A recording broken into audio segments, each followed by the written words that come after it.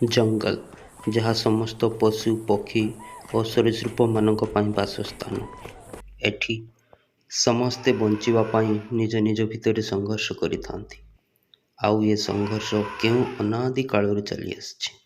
ସେ ବିଶାଳକାୟ ହାତୀ ହେଉ କିମ୍ବା ଏ ନିରୀହ ହରିଣ, ନିୟମ ତ ସମସ୍ତଙ୍କ ପାଇଁ ସମାନ।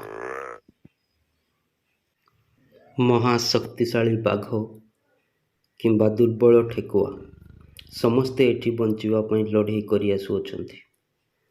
ଯେଉଁମାନେ ଏ ଜୀବନ ସଂଘର୍ଷରେ ହାରିଯାଆନ୍ତି, ସେମାନଙ୍କର ଅସ୍ତିତ୍ୱ ବି ଲୋପ ପାଇଯାଇଥାଏ, ଠିକ୍ ଏ ଡାଇନୋସର ପରି।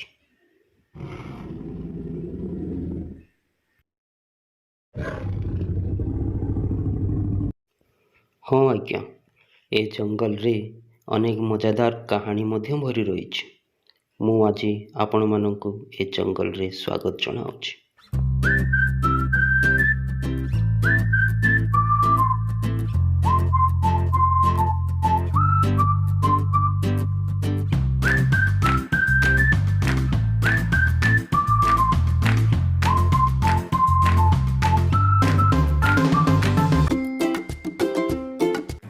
ଜଙ୍ଗଲ ମଧ୍ୟରେ ଏକ ପୋଖରୀରେ କୁମ୍ଭୀରଟିଏ ରହୁଥାଏ। ଯେଉଁ ପଶୁପକ୍ଷୀ ସେହି ପୋଖରୀରେ ପାଣି ପିଇବାକୁ ଆସନ୍ତି, କୁମ୍ଭୀର ସେମାନଙ୍କୁ ଖାଇଦିଏ। ତେଣୁ ଭୟରେ ଆଉ କୌଣସି ଜୀବଜନ୍ତୁ ସେ ପୋଖରୀକୁ ପାଣି ପିଇବାକୁ ଆଉ ଆସିଲେ ନାହିଁ। ତେଣୁ କୁମ୍ଭୀର କେବଳ ମାଛ ଖାଇ ନିଜକୁ ସନ୍ତୁଷ୍ଟ କରୁଥିଲା। ବହୁତ ଦିନ ବିତିଗଲା। କୁମ୍ଭୀର ମନରେ ପଶୁପକ୍ଷୀମାନଙ୍କୁ ଖାଇବା ଇଚ୍ଛା ଜାଗ୍ରତ ହେଲା। ହେଲେ କ'ଣ ବା କରିବ ସେ? କେହି ତ ଆଉ ଆଗ ଭଳି ଏଠି ପାଣି ପିଇବାକୁ ଆସୁନାହାନ୍ତି। ଦିନେ ଜଙ୍ଗଲ ମଧ୍ୟରେ ପଶୁପକ୍ଷୀମାନଙ୍କ ସଭା ବସିଥାଏ। ସମସ୍ତେ ଚିନ୍ତିତ ଯେ ପୋଖରୀରୁ ପାଣି କିପରି ପିଇବେ। ଏଡ଼େ ବଡ଼ ଜଙ୍ଗଲରେ ମାତ୍ର 2ଟି ପୋଖରୀ ଅଛି। ଆଉ ଏ ପୋଖରୀଟି ମଧ୍ୟ ଧୀରେ ଧୀରେ ଶୁଖିବାକୁ ବସିଲାଣି। କ'ଣ ବା କରାଯିବ? ଏ ଜଙ୍ଗଲରେ କାଉଟିଏ ରହୁଥାଏ। ସେ କୁମ୍ଭୀରର ବହୁତ ବଡ଼ ସାଙ୍ଗ। ଦୁହିଁଙ୍କ ଭିତରେ ଖୁବ୍ ଭଲ ପଡ଼େ। ଆଜି କାଉ ତା ବନ୍ଧୁ କୁମ୍ଭୀରକୁ ଦେଖା କରିବାକୁ ଯାଉଅଛି। ପ୍ରିୟ ସାଙ୍ଗ କାଉ, ମୁଁ ଆଉ ମାଛ ଖାଇ ଖାଇ ମୋ ପାଟିକୁ ଅରୁଚି ଧରିଲାଣି। ସବୁଦିନ କେବଳ ମାଛ ହିଁ ଖାଉଛି। ମୁଁ ଚାହୁଁଛି କିଛି ପଶୁ ଶିକାର କରିବାକୁ। ମୋତେ କିଛି ଉପାୟ କୁହ। ହଁ ସାଙ୍ଗ, ମୁଁ ମଧ୍ୟ ସେମିତି ଭାବୁଛି। ମୋତେ ଟିକେ ଭାବିବାକୁ ଦିଅ। ମୁଁ ଗୋଟିଏ ଉପାୟ କରିବି, ଯେଉଁଥିରେ ଆଜି ତୁମକୁ ମାଂସ ଖାଇବାକୁ ମିଳିବ। ତୁମେ ଯାଇ ସେହି ଗଛ ମୂଳରେ ପଡ଼ି ରୁହ। ଜମା ହଲଚଲ ହେବନି, ମଲା ଭଳି ପଡ଼ି ରହିବ। ମୁଁ ଯାଇ ଜଙ୍ଗଲର ପଶୁପକ୍ଷୀମାନଙ୍କୁ କହିବି, ଭୟ କରିବାର କିଛି ନାହିଁ। କୁମ୍ଭୀର ଗଛ ମୂଳରେ ମରି ପଡ଼ିଛି। ଯେତେବେଳେ ସେମାନେ ପାଣି ପିଇବାକୁ ଆସିବେ, ଠିକ୍ ସେହି ସମୟରେ ତୁମେ ସେମାନଙ୍କୁ ଧରିବ। ଏହାପରେ କାଉଟି ଉଡ଼ି ଉଡ଼ି ଜଙ୍ଗଲ ଆଡ଼କୁ ଗଲା।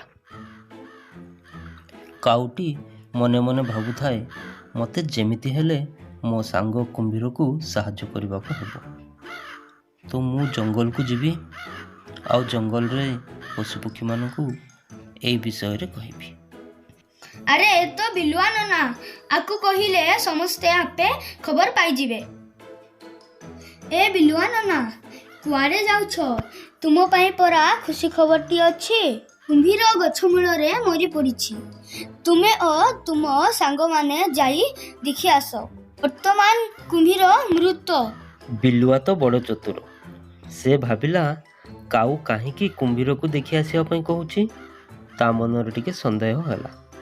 ଚତୁର ବିଲୁଆ ଉଚ୍ଚ ସ୍ୱରରେ କହିଲା, ଥରେ ଗୋଟିଏ ଚତୁର ପେଚା ମୋତେ କହିଥିଲା, କୁମ୍ଭୀର ମଲା ପରେ ତାର ଲାଞ୍ଜ ହଲଚଲ ହେଇଥାଏ।